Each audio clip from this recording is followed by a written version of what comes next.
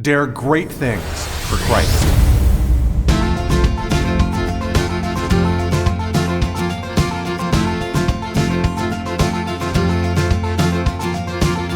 Christ calls us to dare great things. In the marketplace, as well as in the mission field, there has never been a time like the present for the spirit of the Catholic entrepreneur. Now is the time for men and women of great courage and great vision to engage our church and our culture. Now is the time to dare great things. And here is your host as we dare great things, Father Nathan Cromley, the president and founder of the St. John Institute. All of us who are responsible enough to step into leadership understand the weight of our responsibility. Sometimes, however, we forget that we are also called to be joyful, that leadership is a privilege and a blessing for those who undertake it. In this third part of our series on the secrets to joyful leadership, we look at the power of the springtime, the power of starting things new, and the gift that God has for us who choose to dare great things for Christ. Hey, everybody. Hope you're feeling joyful today. It's usually not something we think a lot about, because usually when you find people who are in leadership, they tend to be people who are driven, who are responsible, who are organized, and joyful is not always the attribute that we most easily ascribe to those who are leaders. And that's too bad in a sense, right? Because a joyful leader would be a lot more compelling, a lot more attractive, probably have a lot more followers. I think about that example, that word St. Francis de Sales once said. He said that a spoonful of honey attracts more flies than a barrel of vinegar. I like that expression, right?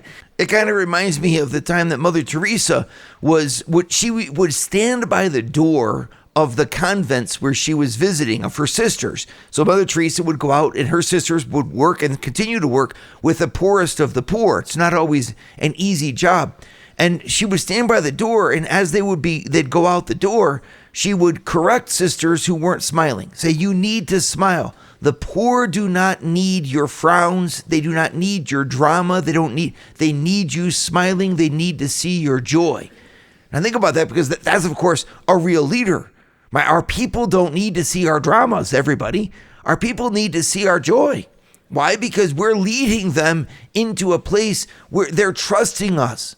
And so it's like, it's kind of funny when you think about it. Like, you would trust someone a lot more who's smiling about where they're going.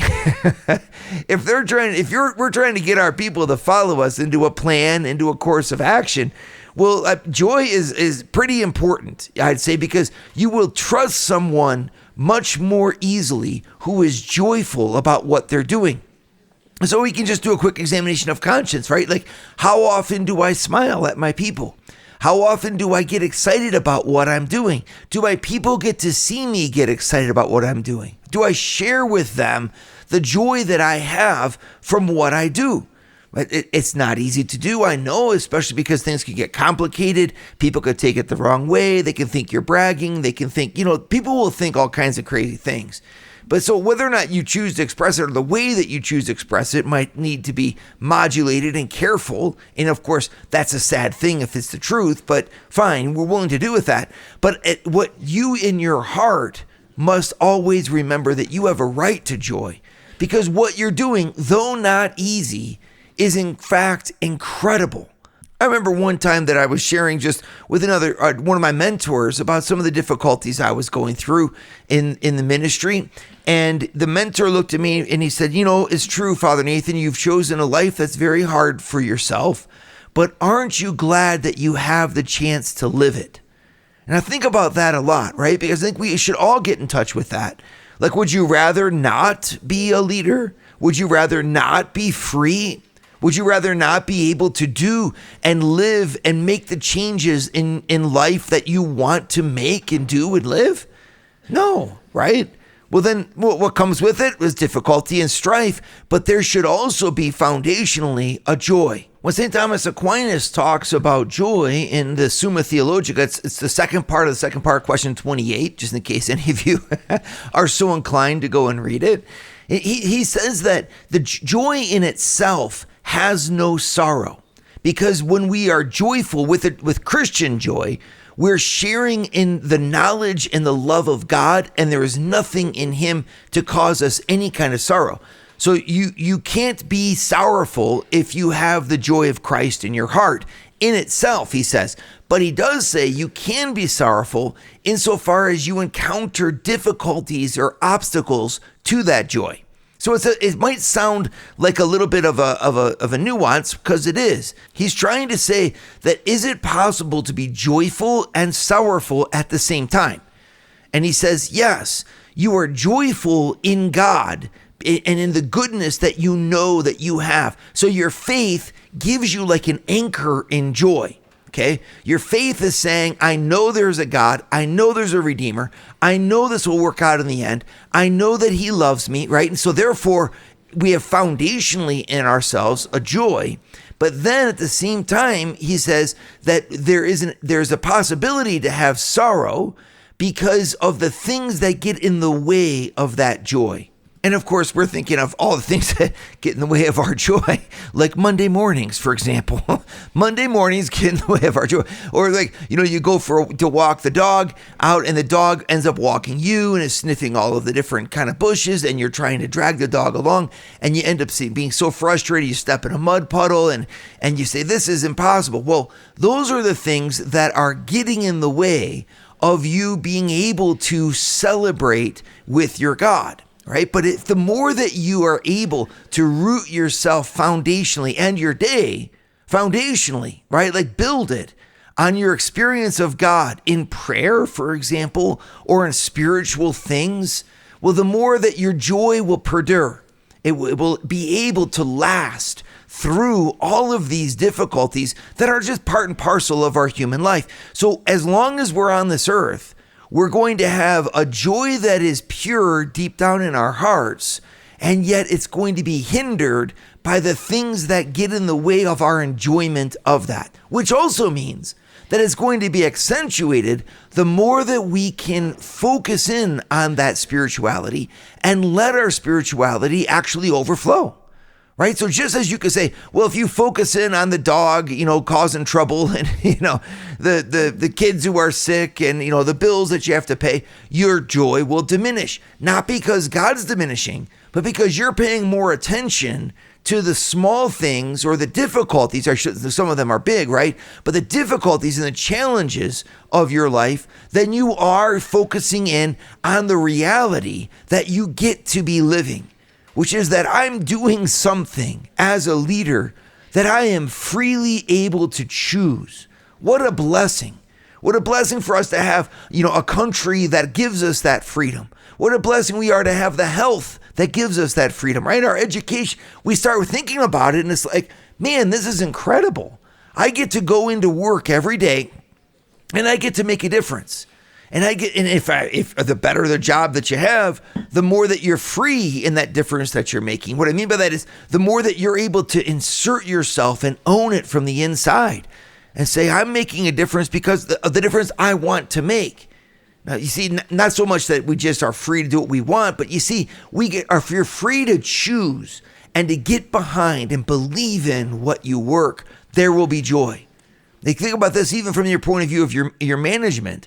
The more that your people can buy into what they're doing, understand it, and then personally engage their skills to effectuate the end goal that you're trying to achieve, the more their morale will go up.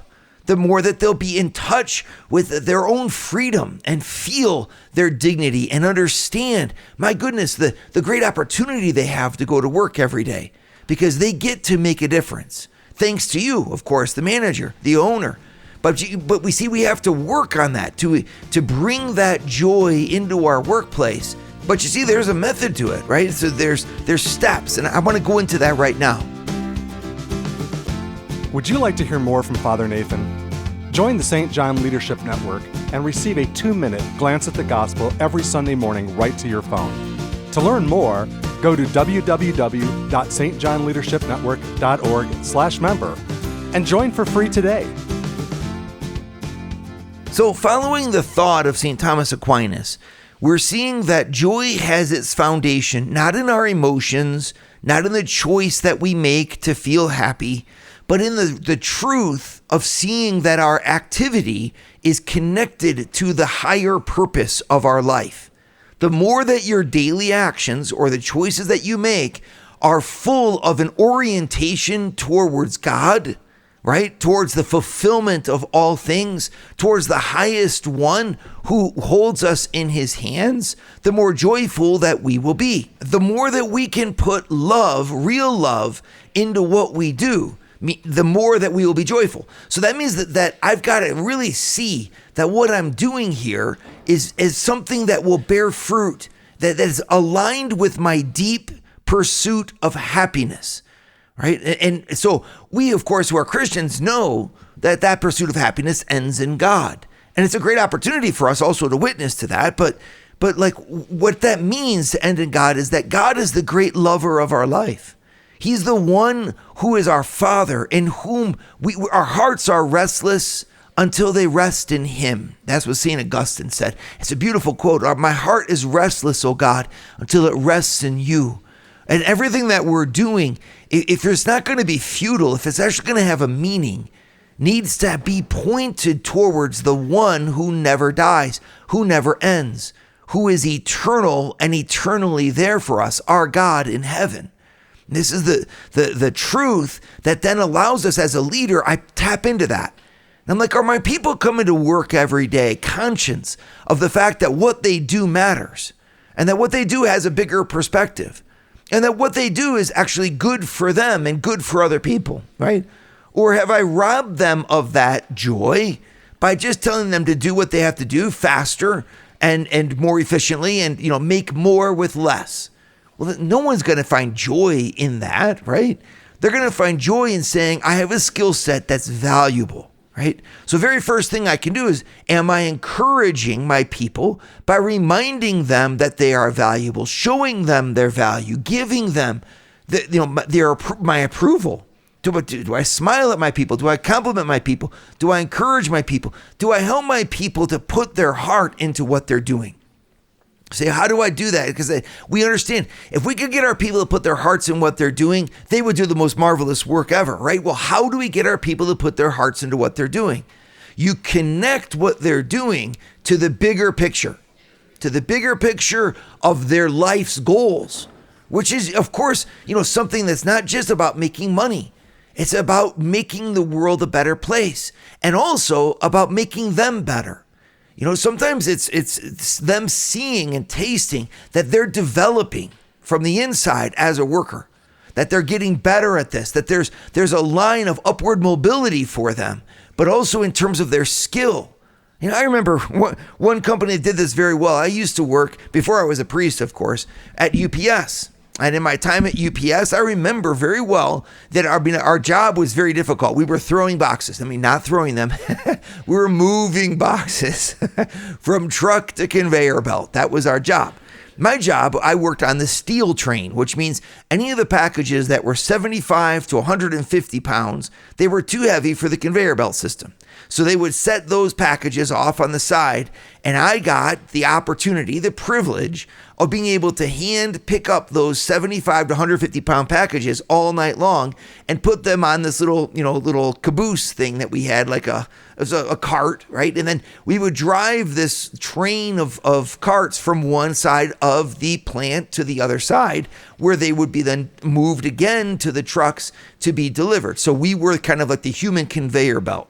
And you could say, my goodness, isn't that, they talk about a thankless task in a heavy, sweaty factory. I was so proud of what I did because of the way the company deliberately invested in making us feel proud about what we did. We would come through the door, and I remember there was probably a 30-foot tall banner of a worker who looked just like me, and he's looking out, this picture of him, and he's all kind of sweaty, and he's got this look in his eyes, and it said something like pride, and you realize, wow, yeah, well, I get to be proud of what I do. And this was, we're talking 30 years ago, and I still remember the pride that I took in my work, because I was more than just a worker.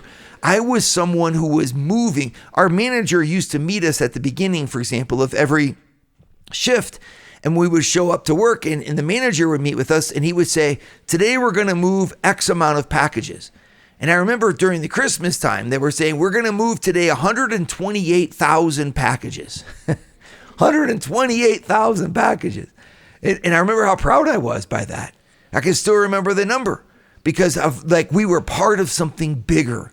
And I was able to dedicate myself to this great endeavor of making sure that people got their Christmas packages on time because of my skill set and my energy. It's a small little thing, but it doesn't take a lot to connect people to the bigger picture, to connect them to what they're doing and why they should be doing it, and give them this sense of joy. Right? So if we are Christians, of course, it's much more profound than that. It's a love that we have that goes to say, I've been put on this earth to do this by God. And that's your right, you guys. That's your privilege. Don't put that down and say oh, well, that's not for me. What would your life look like, your job look like if you went into it every day saying what I'm doing for God? It'd be an incredible amount of joy. Right? Because you'd say that this fulfills my purpose on earth. Not totally, right? It's like your family, your relationships, they fulfill it even closer. They're a closer taste of that joy. But it's a both and.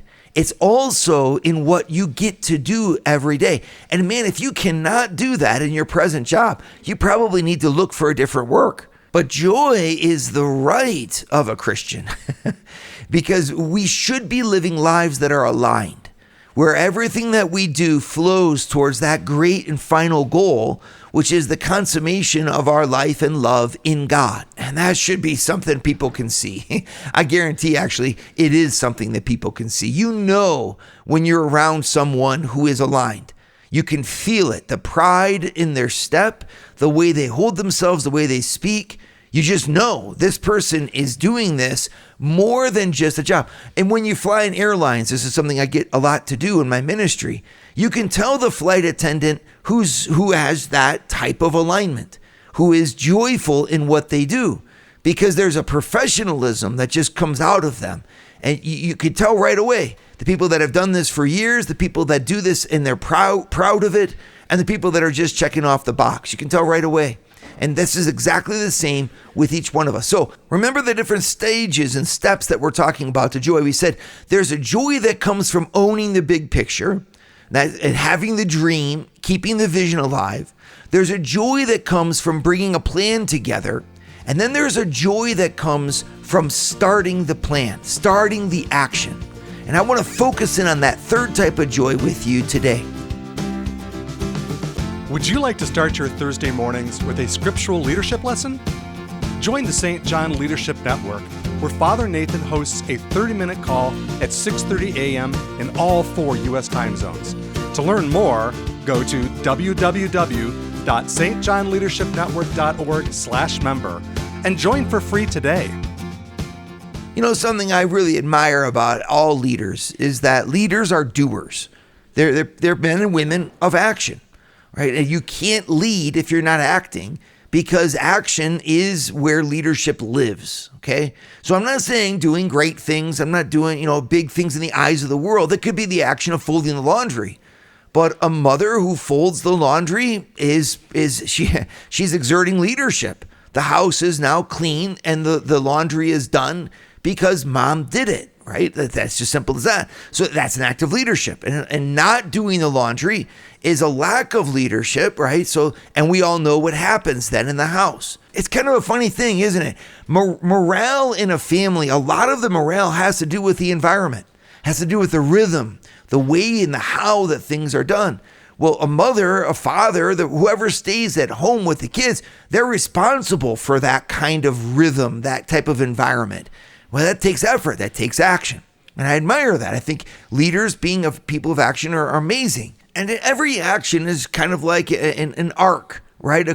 It starts, goes straight up, hits a plateau, a beautiful fruition, and then comes down into enjoyment, right? So if you need to mow the lawn, you start that mowing experience and off you go, and then you perdure through the experience, and then you come in and have a glass of lemonade at the end, and that's your mowing of the lawn, right? It's the same arc and everything, things big and small.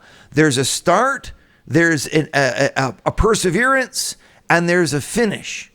And that starting spot is an area where oftentimes we forget or we don't take the time to really enjoy the beauty of what it means to start something. And our people who are behind us, or those who we're bringing along with us in that endeavor, there's an excitement that we get to tap into, right?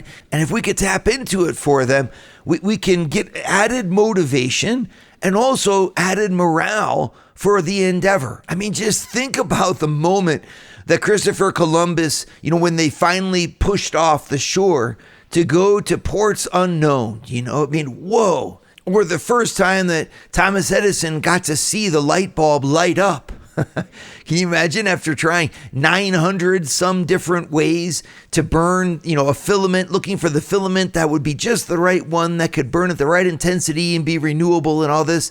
And when he finally lights it up, and there it is, and we're able to light the dark. There's a joyful beginning in political situations, where situations that may have been stagnant or difficult in woe and in harm, when they stop and peace is declared, right? And people say it's a new starting time. There's a springtime here. There's a really sacred and beautiful moment there that we can tap into. It's the moment of starting something with hope. And, the worst thing we can do at those moments is what a lot of people do. They start looking immediately at the obstacles, the challenges. And you don't do that, right? When your child is heading off to the prom, you don't want to send them off on the way saying, well, marriage is really hard. You're going to go to the prom, and then after that, you're going to get married one day, and then it's going to be nothing but headaches, right? Like, you don't say that. No, you take pictures of them and you celebrate them in their maturity as they move forward in society to found beautiful families. Wedding days are always days that should be joyful, right? And you shake your head and say, oh, you don't know what you guys are getting into. Like, it doesn't really matter if they know what they're getting into. The point is, the starting of something, a starting of an endeavor, is something that we naturally celebrate. And so, and I think why? Because at that moment, love is being spoken in hope. You don't start something confident that you're going to fail. You start something hoping that you're going to succeed. Failure is always possible, but you don't put your sight on the failure that's possible when you're starting something. You aim your sights at the great goal that now seems close.